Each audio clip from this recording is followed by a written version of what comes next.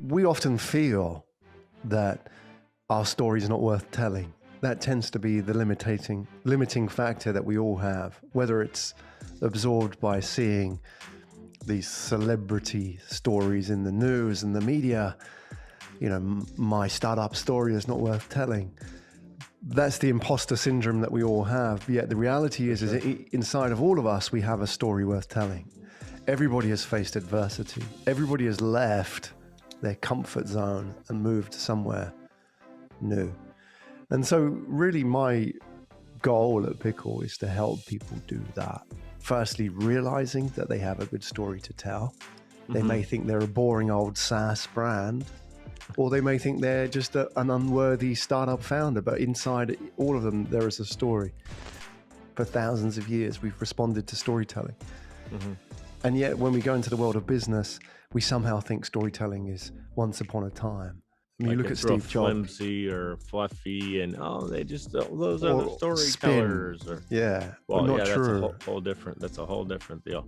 But it's a connection, right? It's what you're saying here. I don't want to speak for you, but it's a connection between consumer and whether it's in school, it's an educator that's telling story to make a point or teach a lesson. And in branding, it's how you feel when you're experiencing the product. If I could help people find their voice, that would have been a good value add to my time here on Earth. Yeah. So if people can reflect and say, like, he helped me get this thing that was in me compressed out into the world, inspired through you and your actions, right? Yeah. I think everybody's got it. You know, too many people go to their grave with their music still in them.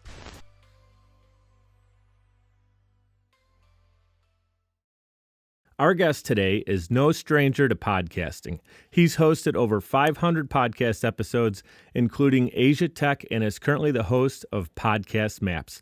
He's a published author on the subject of the digital transformation of communication, works including the Human Communication Playbook, the Mobile Youth Voices of the Connected Generation, documenting the rise of mobile culture in the early 2000s in Japan, China, Africa, and India, and also Brand Love, how to build a brand worth talking about. Welcome to the show, founder of Pikkal & Co., an AI-driven B2B podcast agency in Singapore, Graham Brown. Hey, Mike. Welcome to the show, my man. Thanks for inviting me. You have an incredible story. We met a few weeks back. I know we had kind of a brief get-to-know-you call, and when I heard his story, I was like, wait a minute, this is going on mic'd up. We got to get this recorded. And not only myself and my notepad benefiting from your story and everything you can teach us, but I wanted to make sure I brought that to my audience. We have a lot in common, but we also have two incredibly different stories that are kind of our backstory. So I want to send people to pikkal.com. It's spelled Pikkal.com. And you guys can connect directly with Graham on LinkedIn, Graham Brown, spelled Graham Brown. And all those notes are going to be clickable right in the show notes for you guys. So again, Graham Brown, welcome to the show. Thanks, Mike. Looking forward to this. Yeah, me too. Again, I want to make sure this is kind of like a podcasting masterclass, but at the same time, understanding that some people in the audience, there's going to be different buckets, right? Some people are interested in maybe starting a podcast. Some are up and running and wondering how they can improve their branding and go from 50 downloads an episode to 5,000 or more. And others are going to be interested in more of the production side of it, right? And the side I want to also make sure we talk about, and I'm saying it out loud so we don't forget, is kind of that enterprise model that you're in, where it's more designed to help out businesses who are now finally waking up going, oh, podcasting is a great form of not only media to market our company, brand, or service, but to also work as an internal communication tool for the employees, right? Or the voice of the company. So I'm going to let you start with kind of take us back, almost going backwards in story, like how you got into Pikkal & Co., which is current, and the AI side behind it, which is a little bit more of your background. I know you studied AI before people even knew what the acronym meant, right? And then also, once they hear you talk a little bit more, because I'm going to shut up in a second and let you take the floor, but they're going to realize that you have an English accent, right? But you live in Asia. So that's the setup, you guys. I'm going to sit back and sip on my coffee. Graham is going to tell his incredible story, and then we're going to dive deeper. Thanks, Mike. This Yeah. is a lot of fun and a real privilege. And yeah, we did have a good chat the last time that we spoke off air, just really understanding each other's stories and how important that is, that we really connect to people through story. Mm. And really what we do at Pikkal & Co. is help tell better stories for organizations, brands, and individuals as well, help them tell their stories. And we often feel that our story is not worth telling. That tends to be the limiting factor that we all have, whether it's absorbed by seeing these celebrity stories in the news and the media. My startup story is not worth telling. That's the imposter syndrome that we all have. Yet the reality is inside of all of us, we have a story worth telling. Everybody has faced adversity. Everybody has left their comfort zone and moved somewhere new. And so really my goal at Pickle is to help people do that. Firstly, realizing that they have a good story to tell. Mm-hmm. They may think they're a boring old SaaS brand, or they may think they're just an unworthy startup founder, but inside all of them, there is a story. And then the second part is how to do that with podcasts, because it's the most agile form. It's a fantastic way to create conversations at scale.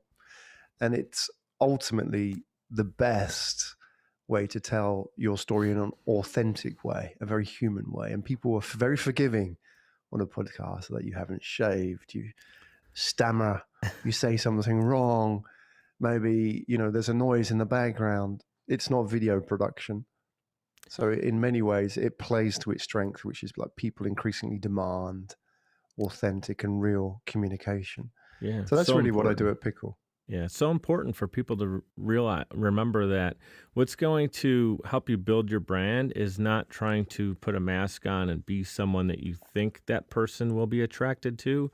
It's actually being your authentic self that's going to resonate, and the audience is going to connect with you, which I've had people reach out to me and really enjoy the stories that were told on the show, but also compliment me as a host, kind of allowing the stories to be told and not try to just focus on too much of like a workshop and have it be more conversational, where lessons are learned in story. So that's how storytelling to me is so important. It's something I studied as not in school, but studied it as a fan of movies and storytelling.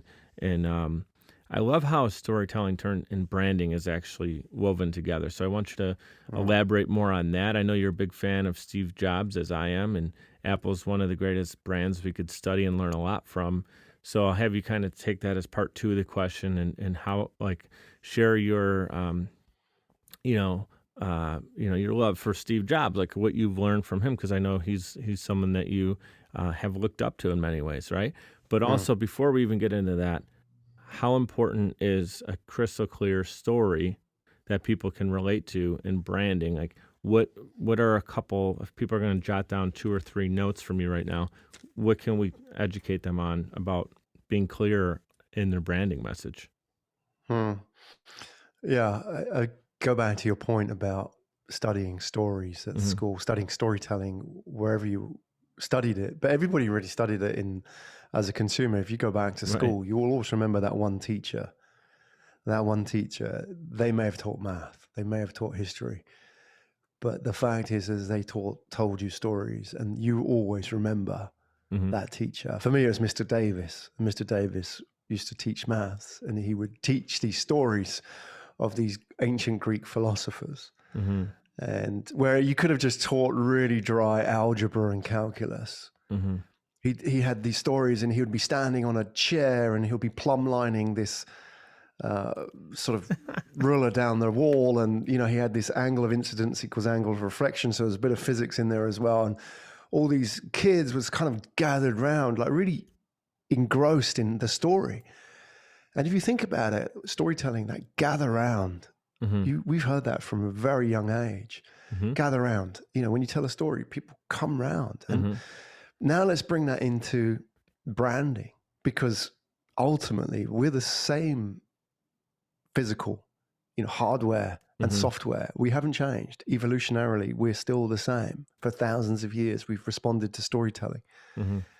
And yet when we go into the world of business, we somehow think storytelling is once upon a time, which absolutely isn't. Like When it's you look real at Steve flimsy Jobs, or fluffy and, they just, those are the or storytellers spin. or, Yeah. well, yeah, Not that's true. that's a whole different deal. But it's a connection, right? Is what you're saying here. I don't want to speak for you, but it's a connection between consumer and whether it's in school, it's an educator that's telling story to make a point or teach a lesson. And in branding, it's how you feel when you're experiencing the product. I love using Apple because everything works well together. The UI is super smooth. It's held up for me. It's long lasting. And typically in the production side of things, I've had very good experiences with it. And for what I use it for, it also looks cool. It feels good, right? It feels more, sleek, but also it's got some guts to it, which is a real technical term, right? But, but that's my experience when I think of the brand, my connection to the brand. And then their storytelling also is what I experience and just kind of watching other people use the brand. In that case, that's what's coming to mind. What's interesting is you have this AI background, which is kind of interesting to me because I still don't fully understand. I understand AI, but I don't totally understand how, like, you've seen it grow from the 90s when you first experienced it, right? Or was it early 2000s? Not trying to put a date on you here. But until 2021, when we record this interview, how did the two kind of weave together? So what you learn in storytelling, which is human connection, and AI, which is artificial intelligence, not necessarily anti-human, but supports one another, right? How do those two really weave together? It's pretty interesting. Well, AI is really a study of how we think and interact. It's really trying to quantify it. And obviously we're doing that through computers at the moment because that's the most effective tool to do it. But it doesn't necessarily have to be computers. So you don't see it as replacing, you see it as the two working together, AI and humans. AI studies humans, which then helps humans better ourselves or be more technologically advanced. Am I understanding that right? Yeah, I mean, a lot of AI at the moment focuses on very narrowband tasks, for example, pattern recognition. In the most basic sense, how do I get this Uber delivery driver from this place to this place in the best time? That is AI driven, machine learning, more or less. I mean, to call it pure AI is probably a detraction, but it's machine learning, which is a big part of AI today. And a lot of it is just doing the heavy lifting. So, for example, if you're a doctor, most of your work will be looking at scans, diagnostic scans, if you're a surgeon, for example. But a machine can do that better. I mean, that's been proven. And so what does that do? If you think of the doctor and machine learning as the perfect story of that, how do they coexist? Do they compete? Well, to some degree, yes. To some degree, the pattern recognition element of the doctor will be replaced better by machine, and all that paperwork that doctors don't sign up to do, when they take the Hippocratic Oath and they're there to serve mankind, they don't stand up to do the paperwork, but that's what they end up doing. All of that heavy lifting can be taken away. And so the question is what does that then mean? Doctors, not just doctors, but doctors, accountants, lawyers, all these highly skilled, highly paid professionals in our society who will be replaced in large part by machine. What will they do? Now, the interesting point is what it means to be human.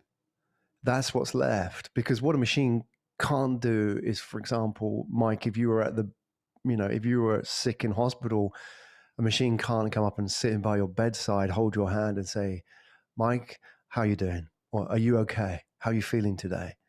It can't do it with any kind of empathy or understanding, because if that doctor or that nurse is standing opposite you, you know that they've felt something like that before. They understand your feelings.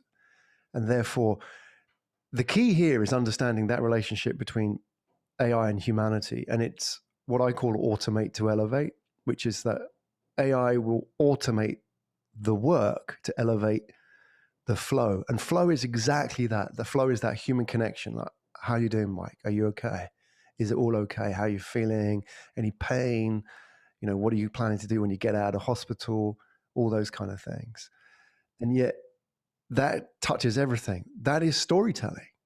Flow is storytelling, that very human peak performance state that comes whether you're a doctor, whether you are a singer, or an artist. It's the ability to tell stories because it comes from a position of understanding and empathy, and you've been there before. And that's why, we talk about machines creating art, creating music. Sure, they can create it technically. Yeah. But they can never do it from a position of pain. They've never suffered. It's They've funny. Never experienced loss. Did you ever see that video? It's like it's a bunch of robots playing heavy metal, like the drummer's arms swinging and just wailing on the snare drum. But it's right. I'm a drummer, so it didn't have any feel. It's just boom, ksh, boom, ksh. And the guitar is actually strumming, doing like the three chords, and the arm actually slides up and down the neck. So whatever chords can like the fingers stay the same and just slide, And then I think they were playing like AC/DC or something, Right. just like the beginning of a song. But it was like on a musician's Facebook page or something, joking about a band that doesn't have any feel because it's the robots that are doing it. But what is that feel? That's the point, isn't it? Well, that's why really I important. listened to. I always grew up loving John Bonham of Led Zeppelin, the drummer there, because he had this bombastic. He would just these huge drum beats that sounded massive, and also was able to play light, fluffy, like really, you know what I mean? Dynamics. No. He had fantastic dynamics. He was like a jazz drummer playing rock and roll almost, the way he would attack his fills and so that is, when I connect with the musician, it's certainly the way music always to me is the way it makes me feel. My favorite band's Red Hot Chili Peppers. I could put them on and they take me to different feelings. All lows, highs, a lot of highs. Like I feel when it's a sunny day, I put them on and lower the top, open the moonroof, and I can be in a different happy place that's how their music makes me feel. I don't know most of what Anthony Kiedis is even talking about. I have no idea. I know some of it, but I don't know exactly who he's always talking about. It doesn't matter because it's how it makes me feel. Not to go off too much of a tangent, what was actually kind of interesting when you were telling me that story, here we go. You were telling a story about being in the hospital, laying in the bed, and having a doctor actually connect with you and feel and sympathize with you, something that AI wouldn't typically be able to perform. But I was picturing reminded me of the movie WALL-E, which is a Pixar movie. I don't know, have you seen it? Yeah. Where you do feel for that character, where it almost does humanize. But I almost was picturing like, wow, can you imagine a time when you're laying in a hospital bed and there's just this AI comes up and it's just a robot essentially that almost does have some personality to it, where it's like that's kind of Well, what I would don't create know, that that's pretty personality? Well, I think even in that WALL-E movie, he experiences loss, right? Doesn't he experience rejection? Yeah. That's what makes him human. The fact that he that's the connection again back to us. Some adversity, he gets rejected. And you talk about, go way back to music as well, is actually, we're not far away from AI actually rendering music as good as human beings. So yeah, they will be able to play the chords. They will be able to knock out the beats as good as a human. But, and technically it will sound the same. But the difference is that it's like you see those, that you see this videos, they give like a paintbrush to a monkey or an elephant or a machine and it paints like a Jackson Pollock. But the point is that, there's no story. There's people know the Jackson Pollock story, or Van Gogh cut off his ear, or, like Led Zeppelin drummer died, or like Keith Moon, the crazy one from The Who. The Red Hot Chili Peppers, what were their stories? Right. That makes us connect with them, because without them, nothing. It gives it meaning, context. It gives it meaning and context. Because the one thing I do know is the song "Under the Bridge" is about Kiedis being under the bridge, and he was. That's where they were doing heroin under the bridge, and under the bridge downtown is where I drew some blood. Is the lyric, right? So I understood what that meant once I read his book Scar Tissue, and put into context, like he was running a lot from these people who, I don't know if he owed them money or whatever. He was always in some kind of crazy situation he had to escape. It was wild. His book is really entertaining, and like, if you like the band, I think you would enjoy seeing some of the behind the scenes in the book. But what I want to do to get a little bit back on topic, we're on topic with storytelling. I want to bring it back a little bit to branding. We're going to talk Steve Jobs. We're going to take a quick time out. We're here with Graham Brown, the founder of Pikkal & Co. We're going to take a quick time out. Podcasting is a great way to engage with your audience and stay consistently relevant. The only problem is you don't have the time or desire to produce your own show. You simply want it done for you, and that's where Social Chameleon comes in. All you need to do is press record and upload the files. We'll handle the rest. From planning, production, post-production, distribution, and digital marketing, we have you covered. We realize that times are tough and funds are tight, and Social Chameleon believes in building supportive business relationships. By clicking on the link in this promo, we'll provide you 7 free podcasting tips to get started, as well as a free 30-minute online consultation. This is the perfect opportunity for entrepreneurs, keynote speakers, industry experts, influencers, and anybody who has a personal brand. With Social Chameleon, we help you build a brand that is out of this world. We're ready and waiting, so what are you waiting for? Click on the link to get started today. Hey guys, we're back in action with Graham Brown. He's the host of Podcast Maps, which is going to help you grow your podcast audience. I know a lot of people launch a podcast and then they're like, okay, now what? I got 10 people listening and 25, and then it goes down to 19. You're like, what do I do now? I want to, and it's not a numbers game, vanity metrics. It's actually growing an engaged audience that's going to bring benefit to you. So that's where you can tune into Podcast Maps. You can find it everywhere podcasts can be listened to. And also, I teased it a little bit earlier that both Graham and I have an affection, I guess you can say, for Steve Jobs and what he's really done and who he is as a leader of his company, and how he would get buy-in, and when he would do these new product launches, or what was it, the State of the Union address in one situation, right, where he gets buy-in for the new groundwork and plans. This was years ago, obviously. Steve Jobs passed away a number of years ago now. And I want Graham to tell the story because he actually breaks it down on YouTube. So if you want, I can even put that full video breakdown, make it clickable in the show notes. But Graham, tell us exactly what Steve does so well through storytelling. Yeah, I'm glad you picked this one, Mike, because this is a video and a masterclass, if you like, in storytelling, which isn't well known. So actually, this happened 10 years ago in June 2011. How about that? Yeah, there we go. And 10 years. How time flies. So he was at the Cupertino City Council meeting. And at this point in his life, he looks physically frail. He looks sick. He looks like he doesn't have long left. Mm-hmm. But he shows up to the council meeting unexpected. They weren't expecting Steve. They were expecting an Apple representative to come Oh, along. Wow. Okay. So they just thought it'd be like his wingman or send someone in. Yeah, just some PR legal dude who turn up. Sure. But no, Steve Jobs turns up to Cupertino in June 2011. And the point was this was a hearing to discuss the new plans for the Apple campus, that donut-shaped campus that they want to build. So they had to get zoning permission for that. So it was important that Steve Jobs could get these people on side because this was the council, the planning council, effectively. Mm-hmm. And he had the ability to sell iPhones and iPods and convince business owners and raise funds. But with government bureaucrats, how about that? This was probably for him the last test. And for him, this was his grand vision for what he wanted out of Apple and his legacy. Now, if you watch this carefully, it's a masterclass because the way he sets it up, and Steve Jobs very eloquently uses the hero's journey, which is remember, guys, I'm saying when you're listening to this, we all have our own little hero's journey, right? Sometimes we have that imposter syndrome. So let's get back to remembering and building ourselves up. And Steve does a great job of kind of bringing it back to the beginning of his story. Yeah, he does a great job of using Apple as the hero here. Mm-hmm. And if you want to find out more about the hero's journey, go to Joseph Campbell's work and read about it there, The Hero with 1,000 Faces.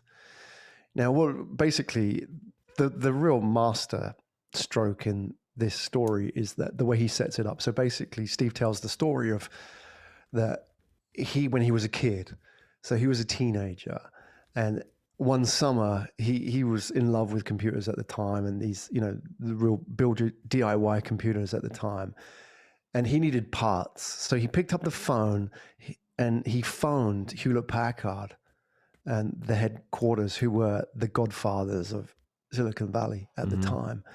And he was surprised that Bob Hewlett, I think, or is it Dave Packard? I don't know which one picked up the phone. Yeah. One of the main guys, from the original Garage Myth picked up the phone.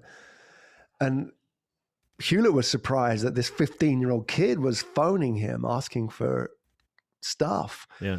And so Hewlett said, look, I don't have the stuff, but you come in and work for me as an intern when you're done with school this summer. And so Steve Jobs went and worked for Hewlett Packard that summer. And he said in this presentation, it was the best time of my life. I was working in this tech heaven with these guys. Yeah. Now, the interesting part is that when he relays that story, he then brings it forward to the present day. And he's pitching the council and he says, look, Hewlett Packard, they're the ones that started Silicon Valley, but they're not doing too well at the moment. And they want to sell this land. And so it made sense for me to buy that land from them. He was standing there with Hewlett and Packard on the land, looking at it, looking at these almond trees and talking about what it was and what it could be. Now, if you think about that narrative device, whether that's Star Wars or whether it's Lord of the Rings or whether it's Harry Potter, there's always a moment in it where the wizened, old man with the gray beard hands over to the young acolyte, right? And that could have been Obi-Wan and Luke, or it could have been Gandalf and Frodo. Pass the lightsaber to the young Padawan or the young Jedi. Or, exactly. Yeah. The many manifestations of that heroic scene is, in all different types of culture and different forms. And he knows that. And so when the council listened to this, it's almost hypnotic. It's almost as if this is a narrative that is thousands of years old, which you can't stop. It's just playing out. And they know how this ends because they've seen every movie and read every book, and they know how this goes. And therefore, it's going straight to their subconscious and making it easy for them to accept. And that's why it's a masterclass, because what storytelling really does is influence people, not by telling fantastical stories, but by telling stories we already know.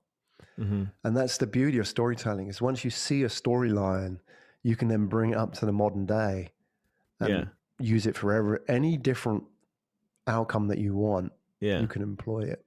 And I want to make sure people are clear too. I'm not into the manipulation, selling, or anything. It's just when you tell a story, he's not telling false. He's not making things up to try to manipulate people. He's just saying he knows this group of people are gonna see my presentation, and when you come to the table with something that they can connect to and understand, maybe see a little bit of my background that they may not know, and put it in the perspective of what this land means to me, but they don't care so much just about what it means to me, but now turn it around to what it would mean to them in context, which is really what's more important. Like if someone says, what kind of movie do you want to see on Friday? And you just say, I don't know, whatever one is up, the action movie, and there's no connection to it, opposed to, I saw this, you give them a backstory behind the character and the reason that you first saw them in something. And it's just this is the third part of it. And you have these cool memories of watching the first two, one with your dad, one with your uncle, and your uncle, whatever. And all of a sudden now they're like, oh, I actually want to go see this with Mike because he's jazzed up to see it because there's some context there. Back to context is absolutely the word. You nailed it with that. That's exactly what it is. Right. We live in a very noisy world. Lots of data flowing around, and more data than we care for at the moment. And what context does is just package that. I help you understand it. What does this mean? All these dots. If you think, for example, a classic example of this recently is flattening the curve. How we talked about flattening the curve with having to, manage our healthcare systems to defeat COVID. Flattening the curve was a story. It was a story told to hundreds of millions of people to help them understand all this, unconnected data. I don't understand what this means.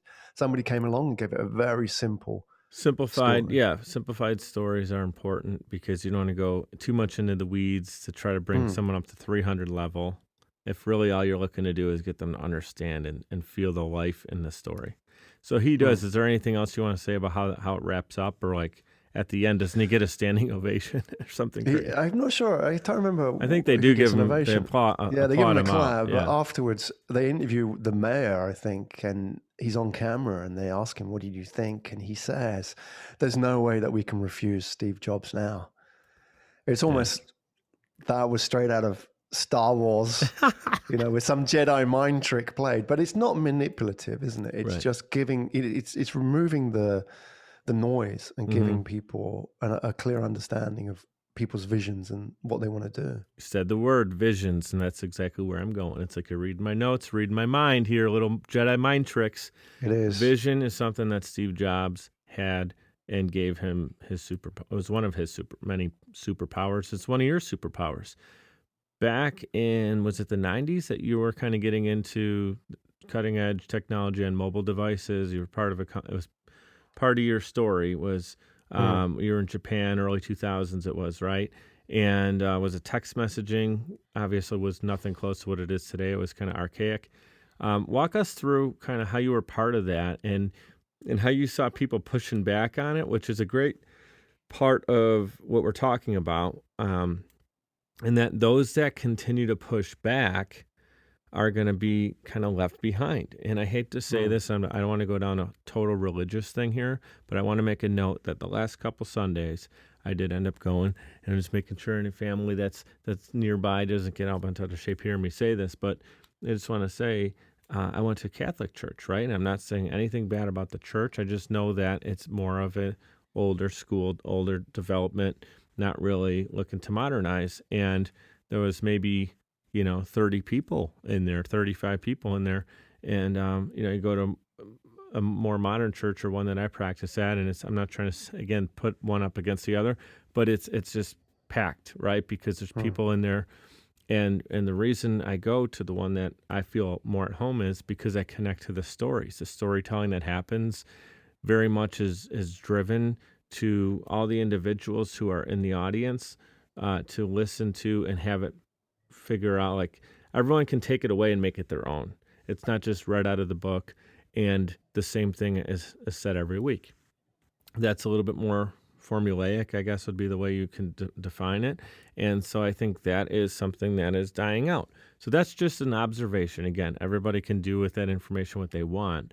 But the thing I know is the Hewlett Packards of the world, that you just brought up another company in the Apple story, is that I don't know what the reasons were behind them maybe not continuing to move forward, but they were cutting edge at one point, got stale, got kind of, are we going to be able to catch up and compete? No. Like, I don't even know if they still have a pulse. And when it comes to cutting edge technology, if you say HP is doing it, how many people are going to be like, my antennas are up, you got my attention. So I go, that's my backstory context to our audience listening to you setting up the story that you were doing things with mobile devices back in the early 2000s that people kind of looked at you like you had three heads. And I'm sure a lot of the people who shot it down today are not doing anything exciting or even existing. Take it from there, my man. Yeah, it's a story of change, Yeah. really, what that's about. And even if you bring this back to Steve Jobs or any entrepreneur, they start with a story. And that story is, this is my idea, or this is the story of how I'm going to change things. This is what I want to do. That is me leaving the comfort of my safe world and going on that rocky road, that adventure. That's the story. Now, what happens is as that entrepreneur becomes successful, they build an organization around them to support the story. And the organization should always be there to support the story. What happens over time, and you've mentioned HP in this example, and many like this, like Kodak, for example, or Xerox, is that the organization becomes the story. And therefore, that is when it fails. Is when the existence of the organization is the story itself, as opposed to supporting the story. So you have always resistance, is that story that somebody told to change things is now a threat. So therefore it resists any kind of change. And that's why, the importance of staying relevant, staying innovative, as some organizations can do, is about being passionate about the story more than you are about the organization. Now, to bring that into telecoms, if you will, that here we are back in 1998. I was living in Japan, and I saw firsthand young Japanese high school girls, because I was an English teacher, bringing into class these like small pages, no bigger than a matchbox. And they had decorated them. They were their dad's pages. And they co-opted them and hijacked them, and they were using them to message each other. So this was actually 97, I think, 96, 97. And this was very new because kids didn't have phones then, and there was no people weren't really accessing the internet en masse back then, 96, 95, Windows 95 was out, but still, it was early days. And what was happening was they found, like when they started getting the first phones, they found that they could actually send messages to each other much more effectively than calling each other. And so this thing just blew up. When I came back to the UK, back to Europe, and then later going out and selling this research to the world, I had a hypothesis that the future of mobile phones would be driven by young people messaging, content, sharing, all the things that were kind of happening in these very niche groups in the mid-90s. And everybody told me that, no, it's not going to happen. It's all about middle-aged guys, road warriors, as they called them. Yeah, they didn't want to, something that seemed like it would be taking off for middle school age students wasn't what they thought was going to be their billion-dollar business, because they thought it was just this isolated group of people that would use it, and it was too small in their mind for them to make a tipping point kind of impact.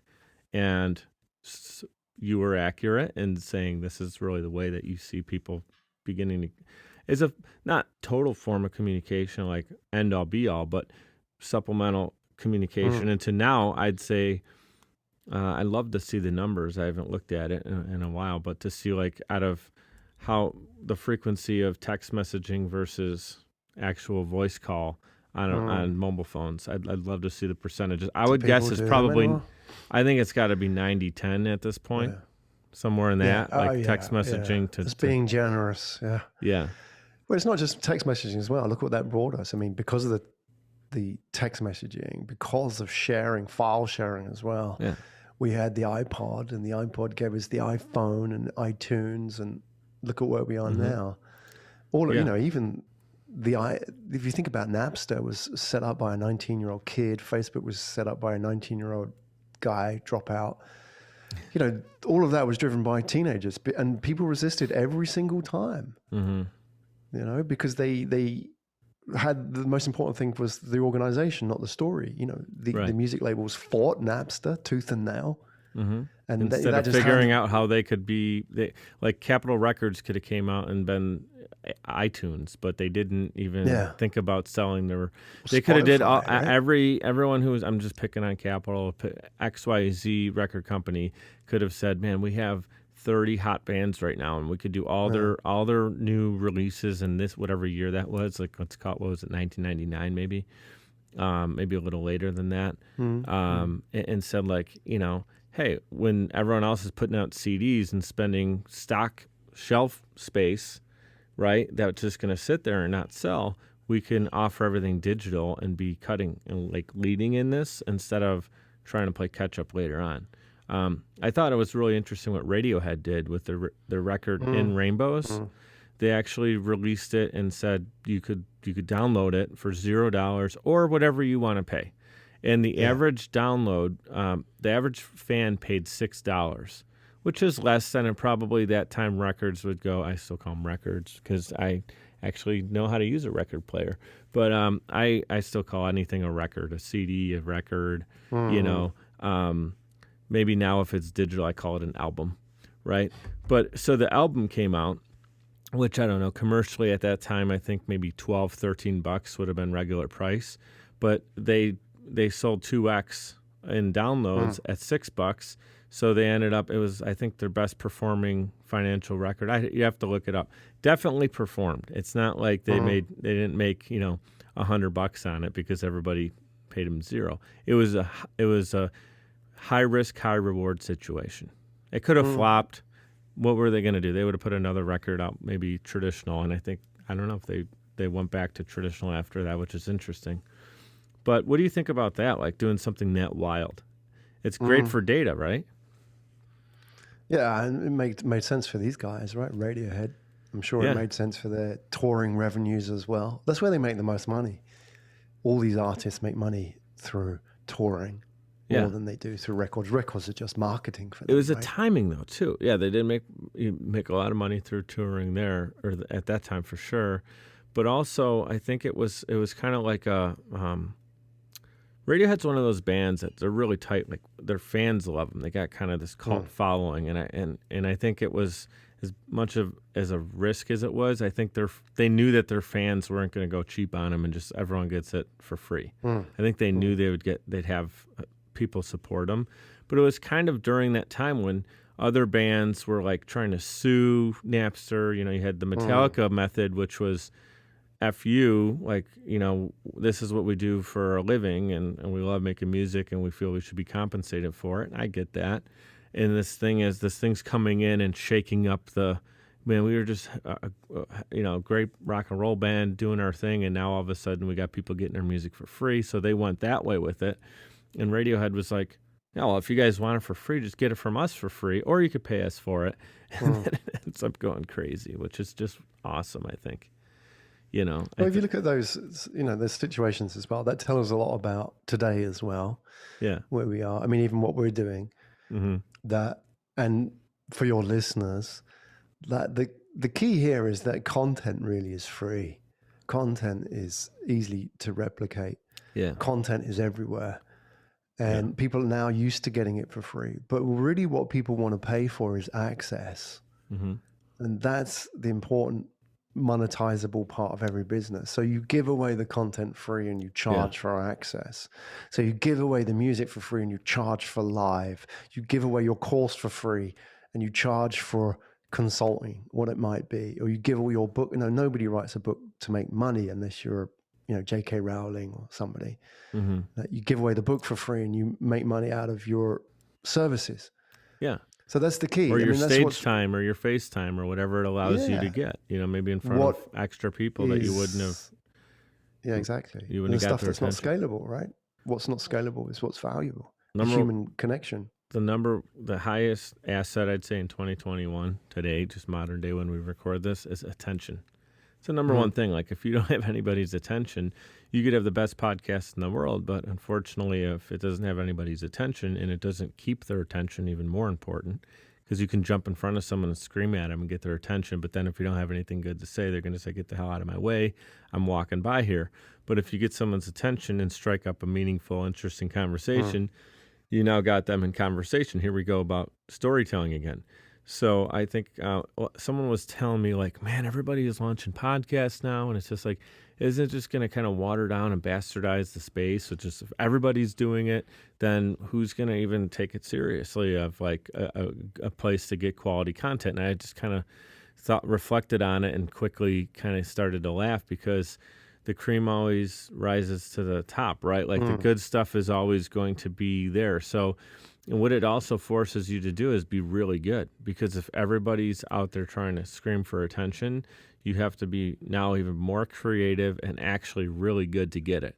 What I've noticed about the people who I follow that have great numbers as far as what their shows are doing and what's kind of rising to the top is that it's really quality content up there. It's not just, you still might have the person, it's like the celebrity thing where they have their 15 minutes of fame and they might have a billion Instagram following, but eventually if they lack value, comes back to that whole thing. If you go to the source and there's not a lot going on up there, you're going to tune out. So I think high quality content is not going to go anywhere anytime soon. Because before it was you had 3 channels on the TV, so it was the best show of 3 would win. And then it was like 17 television networks. Then you would get the digital situation now where you have like maybe 1,000 different networks. Then it went to on demand, and everybody was like, ooh, you could pick what they want. So then Netflix would, Hulu and, Disney Plus, and everybody has to figure out what their content is, knowing that they're fighting for attention, right? So it's like, it just, the number can increase, but someone's still getting your one-on-one attention somewhere, right? That's finite, right? Right, right. So let's go back to, let's hit it home. We have like 5 minutes because I know you got to get off to you got to jump on another call. Can you give us like 1 or 2 bullet points that you would say if someone right now has done, let's say, a healthy number of episodes, they're 50 deep. I mean, you did 500 plus, so you're an expert. If someone's 50 in and they're like to that point, man, this is like a year if they're doing weekly shows. I'm like a year into this thing. Am I wasting my time? Or, I'm passionate about it. I like it, but man, what if I just spent 2 hours a week instead of 2 hours on the mic? I spent it calling people or emailing people, and they're kind of like they're just dangling with hope. What would you say to sharpen them up? Yeah, be clear about what your motivations to doing the podcast are. Mm-hmm. So you can have intrinsic motivations, which is I'm doing this because I enjoy it. I'm doing it because I like talking to people. I'm doing it because this is one of the real rewards for doing my business. That's absolutely fine. And that doesn't need any ROI. That is a good enough reason. And nobody should say, oh, why are you doing this? Well, if you're enjoying it, then that's fine. In the same way you might enjoy having a coffee with somebody. Or playing golf or whatever habit. You don't need to have an ROI on that, right? Right. So that's the intrinsic motivations. Now, the extrinsic motivations are you doing it because this has to be of benefit to your business? And therefore, that's where people fade because they can't tie the activity to a result in the business. And often that's because they're not clear what the result can be in the business. And that's where you've now got to start looking at what are the potential outcomes for a podcast for my business. And I've got a free guide for this, which is at Podcasting for Brands.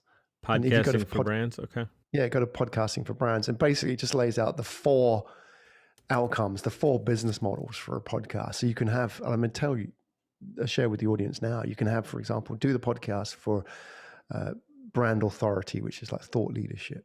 So doing it to promote your brand, to promote your leadership of a category, doing it for campaign awareness. So I have a campaign I'm running, I want to promote it, doing it for news and analysis, want to promote yourself as the go-to. And probably for your audience, the biggest reason why they might want to do it is business development. So create the podcast to meet people as a sales channel. And I tell you, I mean, you and me are both sales guys. There is no more effective way of getting and meeting people than doing a podcast. The old-fashioned pick up the phone and make 100 calls. You can do that, but you've only got one life. Here's the thing I love about it. Pitch the podcast idea. Yeah. Yeah. Not only that, but you're still connecting with someone. You could see what value you can bring them and they can bring you.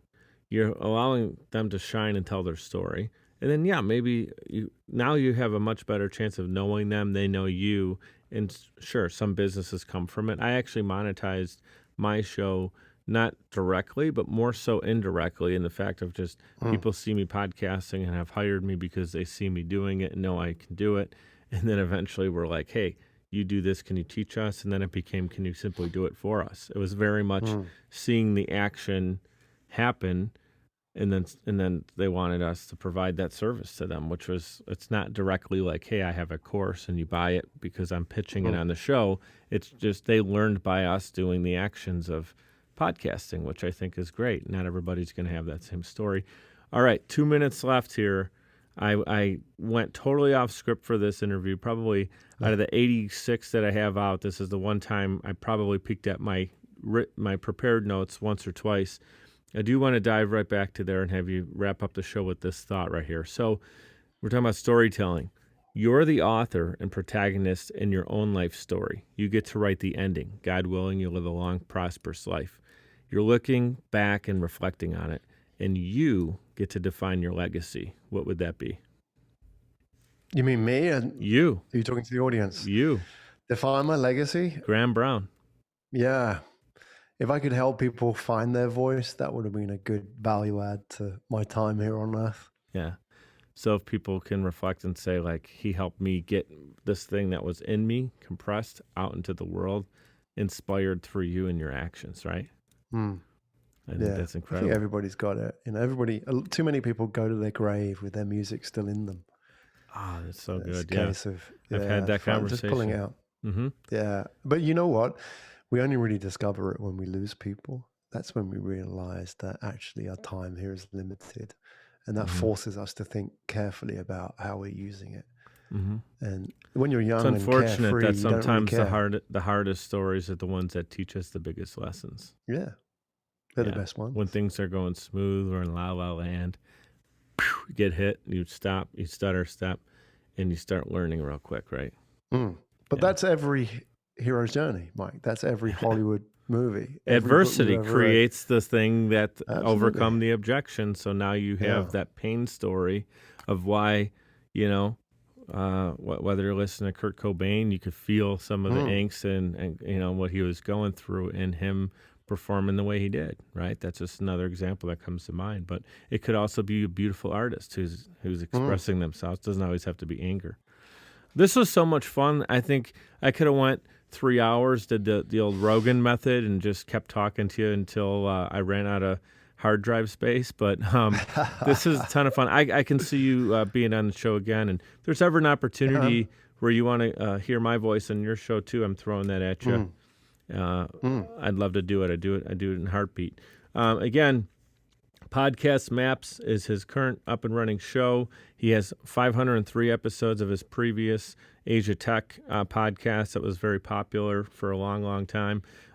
He's done this. He's living and breathing. He's an example of how podcasting can be a successful business and also something that you can do. You can love doing it, and it can monetize. He's a living example of it. He's also the founder of Pikkal & Co., and I'm honored to have him on the show and also honored to have you as a friend. Thank you so much for being here today. Thank you, Mike. It was great fun. Yeah, let's do a part 2 somewhere in time. All right. Hey, it's already out in the universe. Now we just got to go over and retrieve it. Yeah, man. Stay tuned. ... in a galaxy far, far away. Hey, you're in the future, actually, because you're in Asia, and it's like... tomorrow. What is it? It's 9 a.m. right now for you? Yeah, exactly. I tell you, the future looks more or less the same. Graham Brown, he's 12 hours in the future as I'm recording this right now. It's 9 p.m. in Buffalo, New York, and it's 9 a.m. 9 a.m. in Asia. In Asia, yeah. This is so much fun, man. Enjoy the rest of your day. I'd like to give a huge shout out to everyone for tuning in, especially those who listen all the way to the end to hear this message. Seriously, I appreciate you, and my guests do as well. Giving a quick reminder to subscribe to this show. It's completely free and will allow you to receive notifications when new episodes are released. If you'd like to provide a tip as a gift, you can do so via patreon.com/mikedup. It's spelled MIKED up. Patreon.com/mikedup. You can give as little as $1 per month or as much as you'd like. Every dollar is greatly appreciated and completely unexpected. Appreciate your reviews and your messages coming in on social as well. Keep them coming. Your feedback is valuable and absolutely means the world to me. You can check out more episodes and content at mikeduppodcast.com. We're powered by Social Chameleon. You can also follow me on Instagram. That's where I'm the most active, and it's at Mike DiCioccio, MIKEDICIOCCIO. Thank you so much for your continued support. You guys know what to do. Be great and be grateful.